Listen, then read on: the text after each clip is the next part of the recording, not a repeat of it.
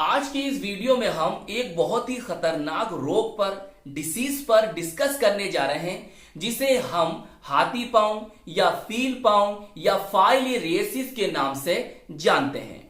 तो प्यारे बच्चों, हम सबसे पहले इसका इंट्रोडक्शन देखेंगे, उसके बाद हम यहां पर इसके संक्रमण पर बात करेंगे, फिर देखेंगे इसमें क्या क्या लक्षण होते हैं, कौन कौन से लक्षण होते हैं उस पर बात करेंगे, और लास्ट में प्यारे बच्चों हम इसकी रोकथाम एवं उपचार पर बात करेंगे। तो ये वीडियो है, ये बहुत इंपॉर्टेंट क्वेश्चन है, इसको बिल्कुल भी स्किप मत करना, शुरू से लेकर लास्ट तक देखना और अपने दोस्तों में शेयर जरूर करना। तो प्यारे बच्चों, चलिए फिर कॉपी और पेन निकाल लीजिए और शुरू करते हैं। तो प्यारे बच्चों, सबसे पहले आप ब्लैक पेन से ये हेडिंग डालेंगे और लिखेंगे हाथी पांव या फील पांव या फाइलेरियोसिस। क्लियर? अब देखिए, उसके बाद हम क्या करते हैं, इसका इंट्रोडक्शन पढ़ते हैं। सही है? फिर हम आपको समझाएंगे। तो हो सके तो आप भी मेरे साथ साथ नोट करते हुए चलें। देखिए क्या लिखा है, ये रोग फाइलेरिया कृमि, वुचेरेरिया बैंक्रोफ्टाई और वुचेरेरिया मेलाई द्वारा होता है। फाइलेरिया कृमि संघ नेमाटोडा का परजीवी जंतु है। यह कृमि मच्छरों के काटने से मनुष्यों में प्रवेश करता है, यहां पर लिख लेना मैं, और ये लसिका वाहिकाएं, लिम्फ वेजल्स एवं लसिका वाहिनियों, लिम्फ डक्ट्स में परजीवी के रूप में रहता है। इसके संक्रमण से फील पांव या हाथी पांव या एलिफेंटेसिस या फाइलेरियोसिस या फाइलेरिया रोग उत्पन्न होता है। सब ये क्या है प्यारे बच्चों, इसी के नेम है।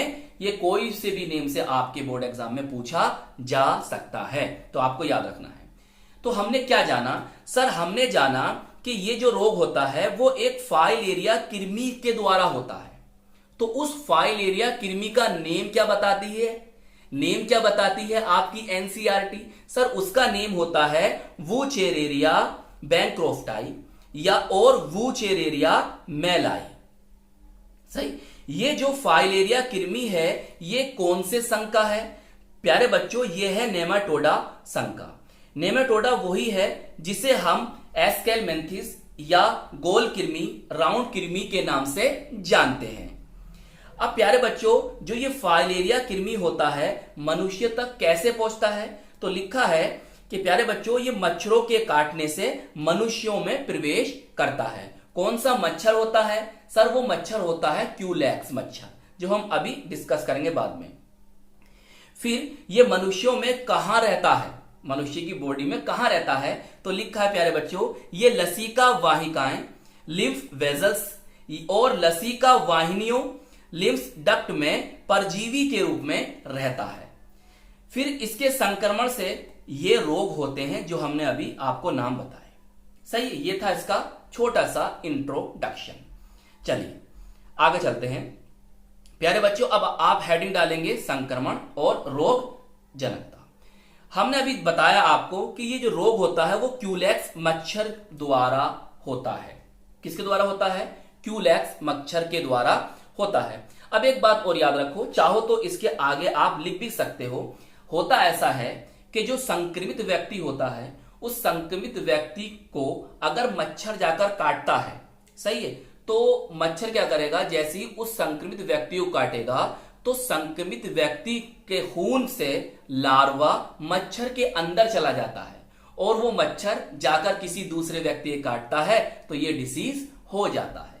तो चाहो तो इसे आप यहां इसे जो चाहो तो इस जो मैंने बोला है इसको आप यहां पर लिख सकते हो। चलिए अब बात करते हैं प्यारे बच्चों इसके लक्षण की बात करते हैं। सही देखो, बहुत ध्यान समझना। रोग का प्रभाव जीवित या मृत कृमि के द्वारा होता है, दोनों से हो जाता है। जीवित कृमि रोगी में खुजली पैदा करता है, मतलब झुंझुलाहट पैदा हो जाती है रोगी को। हानिकारक उपापचयी पदार्थों का संचय करता है एवं अधिक संख्या में इकट्ठा होकर एकत्र होकर लसिका वाहिनियों को अवरोध करता है, जिसके फलस्वरूप बुखार, खुजली, पुरुष जननांगों के आसपास दर्द व सूजन, पैरों, हाथों, गुप्तांग, स्तनों, यकृत, प्लीहा अंडकोश, स्क्रोटम में सूजन या हाइड्रोसिल हो जाता है। ये होते हैं इसमें लक्षण।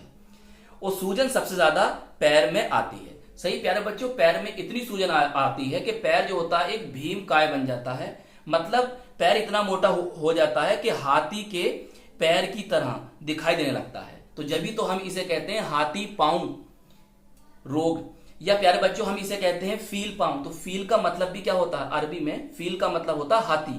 तो हाथी की तरह इसमें क्या हो जाता है, पैर हो जाता है, इतना मोटा पैर हो जाता है। और ये इतना भयानक डिसीज है, अभी इसका पूरी तरह से इलाज भी नहीं है। और पहली बात तो ये देखो इसमें कि कुछ सालों तो पता ही नहीं चलेगा कि ये डिसीज आपके अंदर पनप रहा है।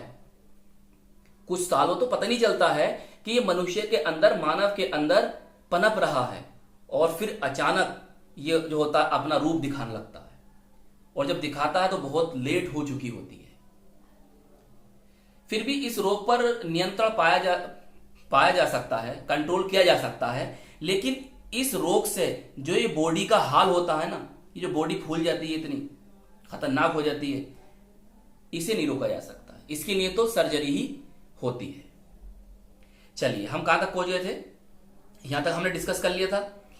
अच्छा, अब देखिए, सूजन सबसे ज्यादा पैरों में आती है। हाँ देखिए, अब ये तो सूजन के मामला हुआ। इसके अलावा इससे और डिसीज भी हो सकती हैं। जैसे फाइल एरिया से त्वचा संबंधी रोग भी हो सकता है। जैसे सूखी त्वचा हो जा, त्वचा में खुजली होने लगती हो, या त्वचा पर छाला युक्त त्वचा का होना, मतलब त्वचा ऐसी दिखाई दे जिस पर छाले हो गए हैं, त्वचा का सामान्य से अधिक मोटा होना आदि, ये भी लक्षण इस रोग के कारण आ जाते हैं।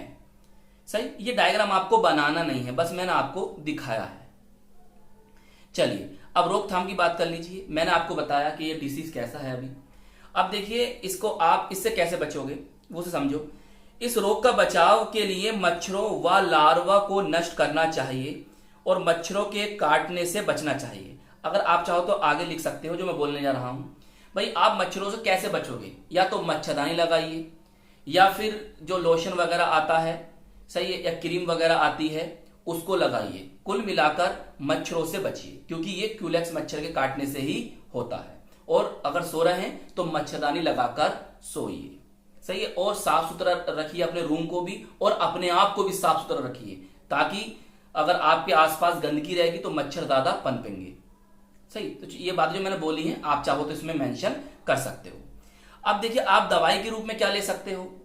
भैया, दवाई के रूप में यहां पर डाई इथाइल कार्बामेजिन, जिसे हम कहते हैं DEC, या यहां पर आप ले सकते हो एल्बेंडाजोल आदि का उपयोग आप औषधि के रूप में, मेडिसिन के रूप में कर सकते हो।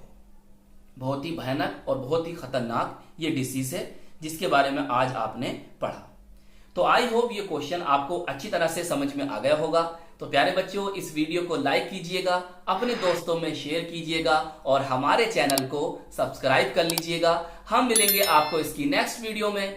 जय हिंद, जय भारत।